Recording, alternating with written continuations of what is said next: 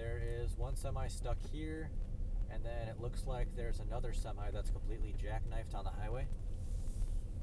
And it's blocking the right lane and clogging up a bunch of stuff. But it looks like